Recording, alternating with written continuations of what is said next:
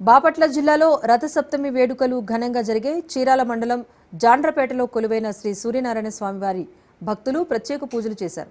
స్వామివార్లను సూర్యప్రభ వాహనంపై భక్తులు ఊరేగించారు.